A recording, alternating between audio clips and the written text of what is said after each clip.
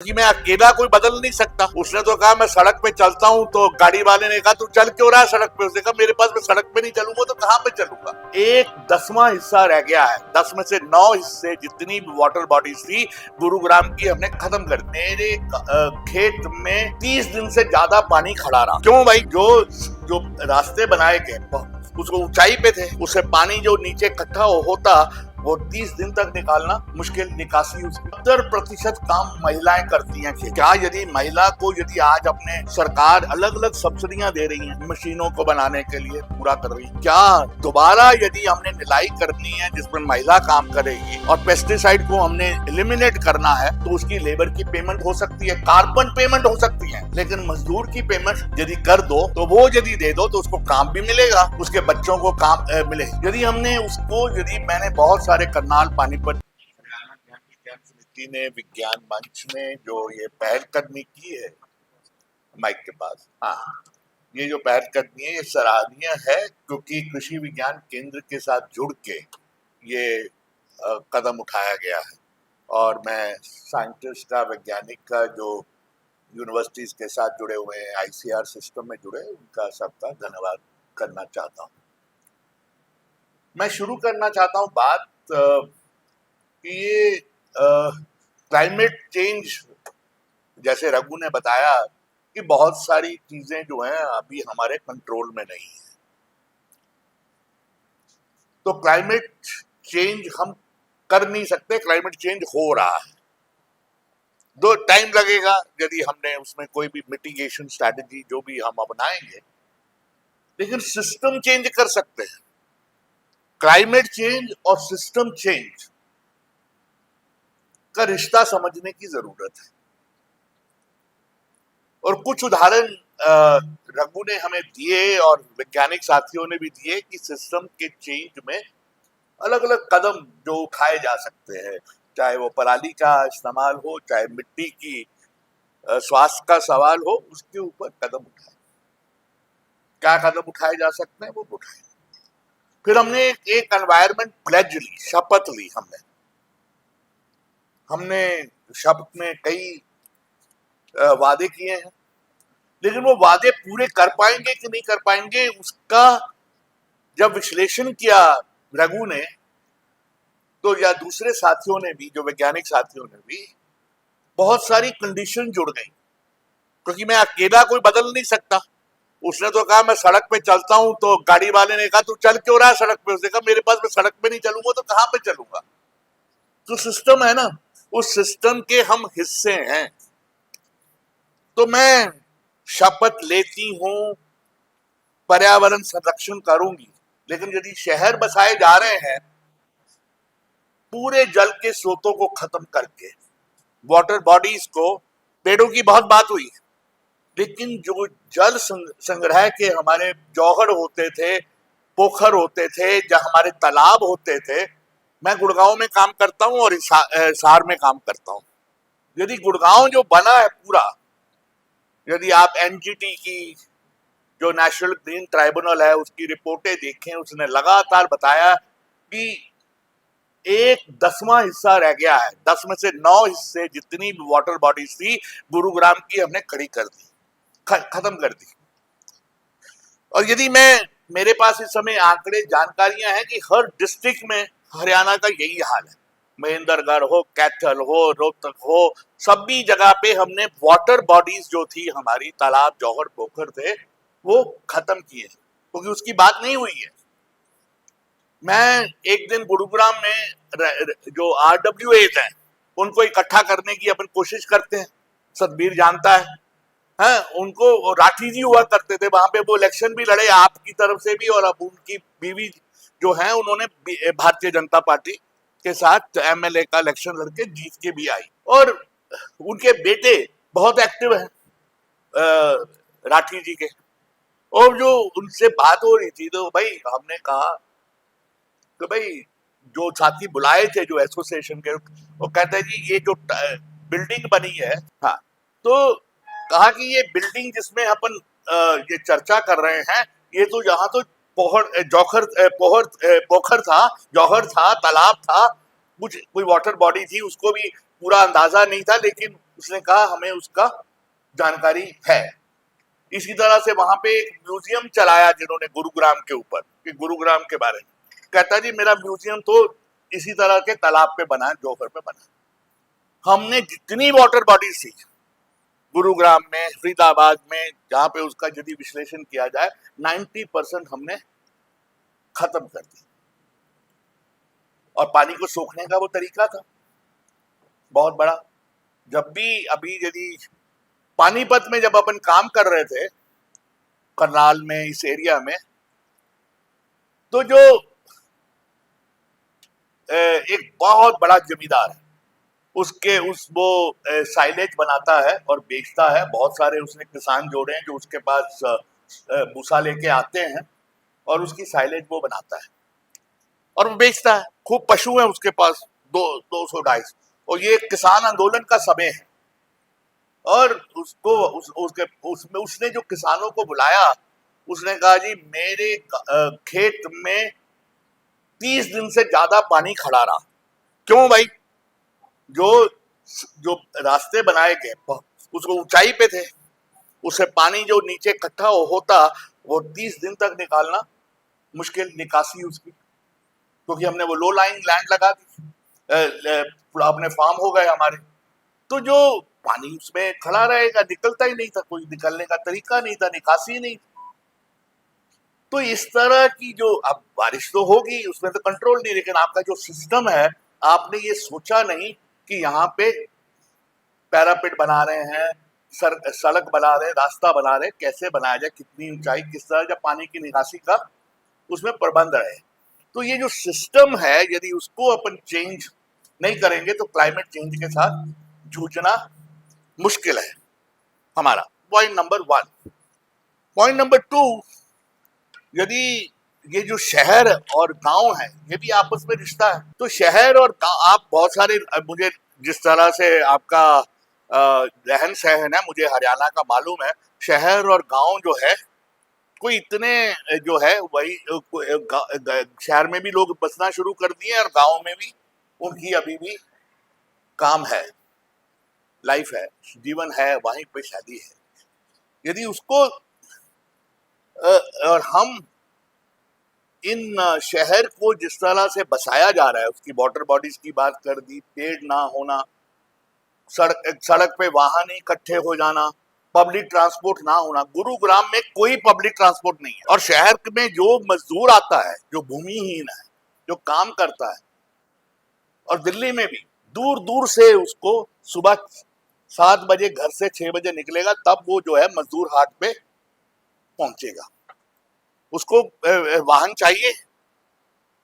आपने जो रिश्ते थे, जो इंसानियत रिश्ते थे, कुदरत के साथ, प्रकृति के साथ जोड़ने की बात, वाटर बॉडीज को तो हमने, पेड़ों के साथ हमने दुश्मनी ले ली, और साथ में हमने दुश्मनी ले ली इंसान से। उसका हम इसको पास में नहीं बसने देंगे। दिल्ली की जितनी सारी बस्तियां होती थी मजदूरों की, उनको सबको कहा तुम बवाना जाओ, नरेला जाओ, और सबको जो है सुबह 2 घंटे आना पड़ता है, चल बस में लेके आना पड़ता है, खर्चा नहीं तो वो ऑटो, किसी भी तरह से 3-3 वाहन से। हम गुरुग्राम की जब दिल्ली में जामिया मिलिया में डॉक्टर गौर महमूद के साथ वर्कशॉप की, तो उसने कहा जी मैं तो 6 बजे निकला था, तब मैं 10 बजे पहुंचा हूं, 4 घंटे। तो हमने जो इंसानी रिश्ते हैं शहर के, वो सिस्टम का मामला है, सिस्टम चेंज का मामला है, उसको सोचना पड़ेगा। सिर्फ मैं अपनी खेती के प्रणाली में क्या फर्क कर सकता हूं, कर सकती हूं, उसकी बातचीत मैं कुछ वैज्ञानिक साथियों ने तो कर ही दी है। राजेंद्र अपनी तरीके से बहुत सारी काम कर रहा है और बहुत महत्वपूर्ण काम कर रहा है। और भी कई तरीके लोग सोचे जा रहे हैं ताकि बचाया जा सके हमारी खेती को, उसके नुकसानों को कम किया जा सके। लेकिन यदि अपन ये रिश्ते नहीं बदलेंगे, आज हमारे परिवार का महिला काम करती थी निलाई का, धान की लगाने का भी काम कौन करती थी? महिला। और जितना भी अभी यदि आप देखें उसके साथ रिश्ता क्या है, वो भी नेचर का हिस्सा है, प्रकृति का मैं भी हिस्सा हूं, आप भी हिस्से हैं। उस महिला के साथ क्या अपन न्याय कर रहे हैं? जो उसकी लेबर जो है, और ये जो है, यदि वो उसका पति जो है भी काम करता है, 70% काम महिलाएं करती हैं खेत में, उसके साथ क्या रिश्ता है हमारा? ये सोचने की जरूरत है। तो यदि जब सवाल उठते हैं तो हम तो बड़े पैतृक प्रभाव के समाज में रहते हैं, पुरुष की ज्यादा महत्व है, लेकिन क्या यदि महिला को यदि आज अपने सरकार अलग अलग सब्सिडियां दे रही हैं मशीनों को बनाने के लिए, पूरा कर रही, क्या दोबारा यदि हमने निलाई करनी है जिसमें महिला काम करेगी और पेस्टिसाइड को हमने एलिमिनेट करना है, तो उसकी लेबर की पेमेंट हो सकती है, कार्बन पेमेंट हो सकती है, लेकिन मजदूर की पेमेंट यदि कर दो तो वो यदि दे दो तो उसको काम भी मिलेगा, उसके बच्चों को काम मिलेगा। यदि हमने उसको, यदि मैंने बहुत सारे करनाल पानीपत में घूमा तो औरतें रह गई हैं पीछे बच्चों के साथ, और पुरुष जो है शहर में मजदूरी करने चला गया, और वो जो है उसको किचन गार्डन दे दो, है ना, पीछे अपने कुछ सब्जी की खेती कर सकती है। जमीन का टुकड़ा देने को अपन तैयार नहीं है, छोटा सा भी, ताकि वो जो है अपने बच्चों का पोषण करे। वो जो है, ये रिश्ते हैं जिसको अपन सामाजिक रिश्ते कह सकते हैं, उत्पादन के रिश्ते भी कह सकते हैं। यदि इन रिश्तों को यदि अपन बदलने में नहीं कोई कदम उठाते हैं तो आप कॉर्पोरेट के अधीन होते हैं। कॉर्पोरेट क्या कर रहे हैं, वो कई तरह के जो रास्ते उनके हैं उससे लागत बढ़ी है। अब मैं यदि आपको हमारा करनाल इधर के एरिया का पूरा जो सर्वेक्षण बताया कि 2011 से लेके हम 22 को कोविड के दौरान जब किसान आंदोलन भी चल रहा था, उसके दौरान जो सर्वेक्षण कर रहे थे, उस सर्वेक्षण में पाया 11 गुना उसकी लागत बढ़ी। एमएसपी तो नहीं बढ़ा। समाज चाहता है, और मेरी कई बार चर्चा भी हुई है बहुत सारे साथियों के साथ, कि यदि लागत कम करनी है तो उसका एक्सटर्नल इनपुट्स के ऊपर आप जो बाहर से आती हैं, चाहे इवन नेचुरल फार्मिंग में भी जो आ रही है, इनपुट आ रही है, उसका भी यदि आप देखें तो वो महिला की सेविंग्स के आधार पे आ रही है। एपीसीएनएफ, Andhra Pradesh community natural farming, जो सबसे बड़ा 1-1.5 लाख किसानों ने वहां पे नेचुरल फार्मिंग अडॉप्ट की है। डॉक्टर विजय कुमार है, आईएएस ऑफिसर थे, उनका ये प्रयोग है, वहां बहुत बड़ा प्रयोग है आंध्र प्रदेश में। वो तब जब आंध्र प्रदेश और तेलंगाना जब इकट्ठा था तो वर्ल्ड बैंक के प्रोजेक्ट के साथ उन्होंने ये काम शुरू किया था। लेकिन वो जितनी भी आज नेचुरल फार्मिंग है, उसको कोई सपोर्ट नहीं है अदर, उसमें एक्सटेंशन सिस्टम भी जो है फार्मर टू फार्मर है। उसमें आईसीआर की रिसर्च इंस्टीट्यूशंस भी, जैसे हरित क्रांति की के वो वाहक थे, यदि आज उस नेचुरल फार्मिंग में भी यदि आप देखें तो कोई वो वाहक अभी नहीं बन पाए हैं। बनेंगे कल, कैसे बनेंगे उसके बारे में भी एक्सपेरिमेंट्स हैं, लेकिन उसको कोई पॉलिसी सपोर्ट नहीं है। तो यदि वो महिलाओं की बचत के ऊपर आधारित है, उसकी लेबर अभी भी अनपेड है,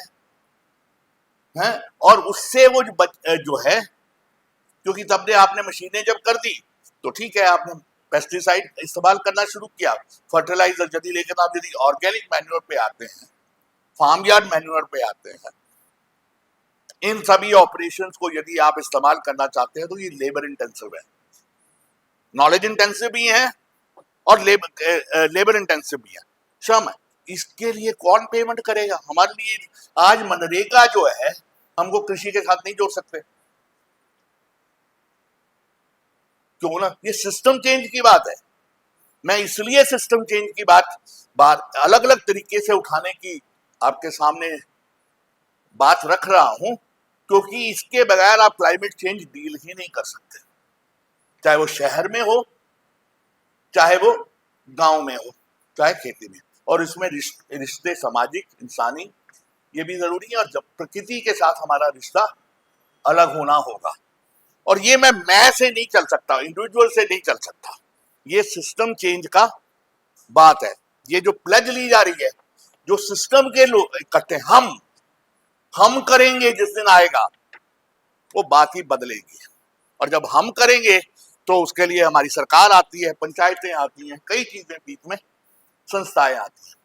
तो मैं तो चाहता हूं कि ये प्लेज भी जो है, हम जब ज्ञान विज्ञान समिति में और हरियाणा ज्ञान विज्ञान मंच में जब अपन बनाए, तो इसमें कुछ परिवर्तन भी अपन करें ताकि एक सही समझ बने। तीसरा पॉइंट जो मैं कहना चाहता हूं कि आज जो हमने एनर्जी के बारे में रघु से सुना कि जो कोयला जलाया गया, ऑयल जलाया गया, फर्टिलाइजर में हमारे लिक्विफाइड नेचुरल गैस अपन इंपोर्ट करते हैं, यूरिया भी इंपोर्ट करते हैं, डायरेक्टली अमोनिया तक भी इंपोर्ट करते हैं, हाँ? और हमारी 70% ऑफ फॉसिल फ्यूल जो है, ये कोयला, ये जितने भी सारे जो जो इन पे आधारित है, हमारा फर्टिलाइजर भी उसी से बनता है। आज हमारा ऑयल का बिल डबल ट्रिपल हो रहा है एक हफ्ते में, क्योंकि वार आई।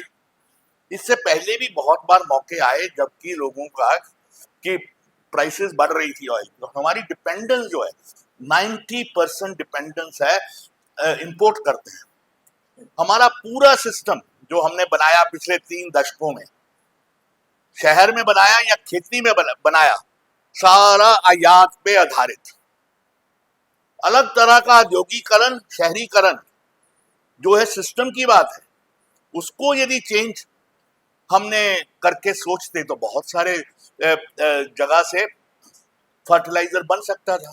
रास्ते में मैं और रघु बात कर रहे थे, मैंने कोयले पे अध्ययन किया पहले, कोल गैसिफिकेशन के लिए, क्योंकि उसमें पब्लिक इन्वेस्टमेंट के बगैर यदि सार्वजनिक पूंजी नहीं लगाई जाती तो कोई निजी पूंजी लगाने को तैयार नहीं कोल गैसिफिकेशन में है। उससे जो है आप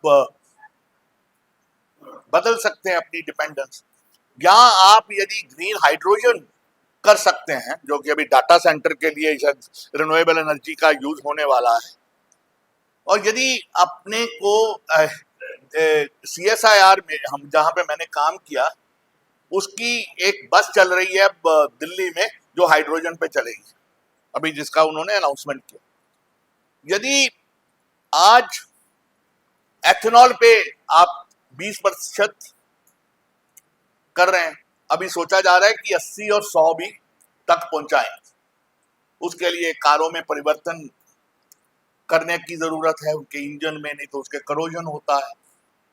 या कारों को तो शायद हमें कम ही करना चाहिए, हमें पब्लिक ट्रांसपोर्ट को प्रमोट करना चाहिए। हम जब 1900 एनर्जी पॉलिसी बनी, मैं याद है मुझे, क्योंकि मेरा उस समय शोध जो मैं कर रहा था, उस समय ऊर्जा की जो नीति थी उसमें सबसे बड़ा पॉइंट ये था कि भाई पब्लिक ट्रांसपोर्ट होगी तो रेल होगी, इलेक्ट्रिफिकेशन होगा हमारे पास। और अब उसके लिए, इलेक्ट्रिफिकेशन के लिए तो अपन आज सोलर फोटोवोल्टिक भी इस्तेमाल करते हैं। हमें जो है मोबिलिटी जो है, हमारे जो आवक जावक है, वो जो है वो अपने रिसोर्सेज के ऊपर आधारित होगा। उस समय भी हमारे पास तेल नहीं था, लेकिन हमने 1980 के दशक में आके, क्योंकि हमारी लड़ाई थी एम्बेसडर और फिएट से, लोगों ने कहा वाह दुनिया तो इतने गाड़ियों के मॉडल हो गए, तो संजय गांधी ने कहा मारुति लाओ छोटी कारों का, टाटा ने भी कहा नैनो कार लाओ, क्योंकि उसी से सारी पूंजी का विकास होना, शहर का विकास होना, उद्योग का विकास होना। लेकिन एक अलग तरीके से उस समय किसी भी बड़े उद्योग धंधों ने ना तो सोलर पैनल में कोई अपनी पूंजी लगाई, ना ही कोई वो शोध करते हैं, और ना ही हमारे अपना जो वैज्ञानिक है। यदि मैं बताऊं, नीति आयोग ने एक रिपोर्ट निकाली 2022 में, और उसमें कहा कि हाँ, जितनी भी हमारी विकास की जो स्कीमें हैं, उसने 200 से ऊपर की स्कीमों का, 270 के स्कीमें हैं हमारी, जो अलग अलग विभागों की जो स्कीमें चलती हैं, जो विकास का खर्चा अपन उस पर करते हैं, उसका विश्लेषण किया कि 90% उसकी जो स्कीमें है उसके लिए कोई शोध की कोई मैंडेट नहीं है, उसके लिए कोई साइंटिस्ट नहीं है, कोई बजट नहीं है। तो यदि हमने मैं याद है कि मुझे जो ये जो रिन्यूएबल एनर्जी थी जो का डिपार्टमेंट हमने non conventional energy Maheshwar Dayal हुआ करते थे, उन्होंने शुरू किया। हमारे साथी अहमद रजा गौहर के भाई वो जो है उसमें वहां पे काम करते थे। बाकी बहुत सारे लोग शायद अहमद को ना जानते हो, मैंने गौहर का नाम इसलिए ले लिया। लेकिन अहमद जो है उसने अपनी जिंदगी वो डॉक्टरेट की थी उसने IIT दिल्ली से और वहां पे ज्वाइन किया था। उन्होंने इन्हीं चीजों पे काम करता था। वो लड़ता था कि इसके ऊपर और बजट डालो और इंडस्ट्री इसके साथ जुड़े, लेकिन नहीं जुड़ा। आज अपन सारी जो ये चीजें आयात करते हैं, सोलर पैनल जो है आयात करते हैं, ऑयल जैसे इंपोर्ट करते हैं, इसी तरह से ये भी करते हैं। तो यदि सिस्टम चेंज की जब अपन बात करेंगे तो ये सब सारी चीजें आती है कि हमारा औद्योगिकरण कैसा होगा। मैं बताऊं 124 सेक्टर हैं हमारे नेशनल इंडस्ट्रियल क्लासिफिकेशन के ऊपर, उसमें से 107 सेक्टर जो हैं हमारे वो 60% से ज्यादा आयात पे आधारित है। मतलब इंपोर्ट कहीं से आता है, वहां प्रोडक्शन होता है, वहां पे एम्प्लॉयमेंट जनरेट होती है, यहां नहीं होती है। यहाँ पे हमारा जो ग्रेजुएट है वो अनएम्प्लॉयड है, वो कहीं शहर भाग रहा है, कहीं विदेश भाग रहा है।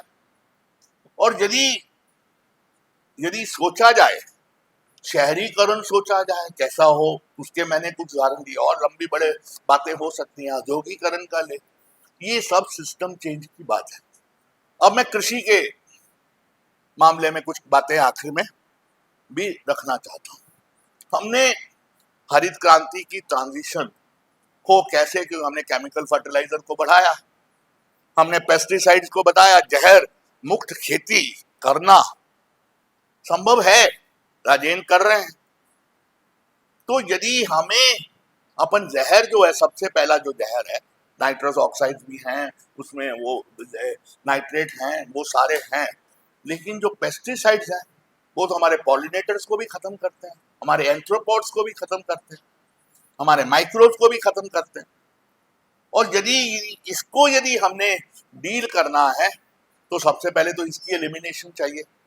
उर्वरक चाहे अपन पूरी तरह से ना भी निकालें केमिकल फर्टिलाइजर के तत्व, और सुकृति जी ने बहुत अच्छी तरह से बताया कि कुछ तत्वों की अभी भी हमें एक्सटर्नल इनपुट जरूरत होगी, बिल्कुल सही है, मैं उनसे सहमत हूं। लेकिन यदि अपन समेकित खेती यदि सोचे जिसमें इंटरक्रॉपिंग करें कहते हैं, उसमें या एथेनॉल कहते हैं, जो पैदा करो, मेज करो, क्रॉप डाइवर्सिफिकेशन, ये विरोधाभास है। तो ये जितने भी विरोधाभास पैदा हो रहे हैं हरित क्रांति के नाम पे, ये जस्टिस नहीं है, ये न्यायपूर्ण नहीं है। जो ट्रांजिशन हो, जब अपन किसी भी नई व्यवस्था में चाहते हैं, उसमें यदि अपन मूव करना चाहते हैं तो वो जस्टिस सबके लिए हो। नहीं जी, मेरी दिक्कत को दूर कर दो या एक सेक्टर में दूर कर दो, तो ये दूर नहीं होती, कहीं और उसका प्रभाव दिखता है। तो ये सोचना बड़ा जरूरी है कि कैसा नया सिस्टम अपन बनाए। प्रमोद मुझे को बता दीजिएगा, क्योंकि मैं और भी उदाहरण लेके नए बता सकता हूं। क्योंकि यदि आज मोदीपुरम IIT, ये Indian institute of farming system research है, राजेंद्र के साथ मेरी बहुत बार बात हुई है, राजेंद्र ने उसके आंकड़ों को, जानकारियों को इस्तेमाल भी किया है बहुत सारे हमारे सेमिनार्स में, हमारी वर्कशॉप्स में आके, कि वो बताते हैं कि आप 80% जो एक्सटर्नल इनपुट्स जो है कम कर सकते हैं यदि आप इंटरक्रॉपिंग करते हैं, एनिमल हस्बेंड्री को करते हैं, साथ में उसका इंटीग्रेट करते हैं, आप इवन लोगों के राइस फिश कल्चर भी करते हैं, आप एग्रो फॉरेस्ट्री भी करते हैं, हॉर्टिकल्चर भी करते हैं उसी plot. Indian institute of farming system research जो है मोदीपुरम, यहाँ से ज्यादा दूर नहीं है, मेरा ख्याल 100-125 किलोमीटर होगी ज्यादा से ज्यादा, जो है वहां पे उनका हेडक्वार्टर है। जिन्होंने सारे देश के लिए अलग अलग एग्रो इकोसिस्टम्स के लिए, चाहे कोस्टल हो, चाहे वो हिमालयन हो, चाहे वो इंडो गंजेटिक प्लेन के हो, इनके सब के लिए उन्होंने मॉडल तैयार किए। डॉक्टर एन रविशंकर उसके हैं, उसके इंचार्ज हैं। उन्होंने हर जगह के लिए, जो डॉक्टर एमएल जाट हैं, जो आईसीआर के इस समय डायरेक्टर जनरल हैं, वो उनमें काम कर चुके हैं उसी पे, लेकिन कोई पॉलिसी सपोर्ट नहीं है इंटीग्रेटेड फार्मिंग सिस्टम रिसर्च को। तो यदि ये सिस्टम का मामला है और पूरी सारी जो ट्रांजिशन यदि है वो यदि नेचुरल फार्मिंग तक भी जाना है, उसमें भी विजय कुमार जी का मैं कहूं तो उन्होंने बहुत कुछ सीखा किसानों से जो सीखा बताऊं मैं, उसमें प्री मॉनसून जो सोइंग है वो किसान करते थे। हमारे मॉडल में जो था, जो सिर्फ जो सुभाष पालेकर की जो उसमें प्री मॉनसून सोइंग का कोई प्रैक्टिस नहीं थी। नेचुरल फार्मिंग जो गुरुकुल में भी कुरुक्षेत्र में हो रही थी उसमें वो नहीं थी, जो प्रक्रिया उसको इस्तेमाल नहीं किया जाता था। लेकिन किसानों ने सिखाया डॉक्टर विजय कुमार को कि भाई हमने प्री मॉनसून मल्चिंग फिर होती थी, कवर नंगी नहीं रहती थी मिट्टी, जो स्मृति जी बता रहे थे, आप मीनाक्षी जी बता रही थी।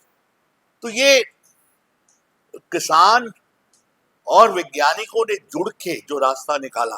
हम आगे मिश्रित खेती किया करते थे, मिश्रित खेती बड़ी, लेकिन श्रम जरूरी है, चाहे वो फैमिली का हो, चाहे वो हायर्ड लेबर हो। यदि उसकी तरफ से देखा जाए आपको, तो लेबर की एक नीति बने, जैसे मैंने मनरेगा का, किसान के बीच में मनरेगा को अभी उसको बदला गया, मालूम है ना जी, वीबीजी ग्राम जी, हाँ, उसमें बदल दिया गया है ना। तो जो है, लेकिन उसमें स्टेट गवर्नमेंट के पास कोई कंट्रोल नहीं है, सेंटर के ऊपर कंट्रोल है।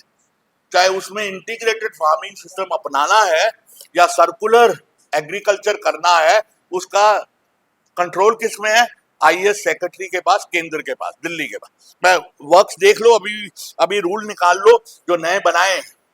हम जो है इस देश को एक, जो किसान के ऊपर विश्वास नहीं करना, लोकल वैज्ञानिक के ऊपर विश्वास नहीं करना, ये सिस्टम की बात है। ये सिस्टम चेंज के बगैर यदि इंटीग्रेटेड फार्मिंग सिस्टम जो है वो राउंड द ईयर वर्क देता है, सारा सालान, वो उसमें बकरी पालन भी है, मुर्गी पालन भी है, उसमें अलग अलग हॉर्टिकल्चर की, एग्रो फॉरेस्ट्री भी है, आपका पेस्टिसाइड भी कम होता है, आपका केमिकल फर्टिलाइजर भी कम होता है। ये समेकित खेती, जिसको समेकित खेती कहते हैं, ये यदि उसमें है, वो ट्रांजिशन है towards more organic natural farming और बायो फार्मिंग। हमने तो डीएसटी के साथ मिलके, डॉक्टर पार्थिव बासु और डॉक्टर अंशुमन दास, हमने मिलके ये जो है काम बायो फार्म, डीएसटी के साथ का भी हमने काम किया था।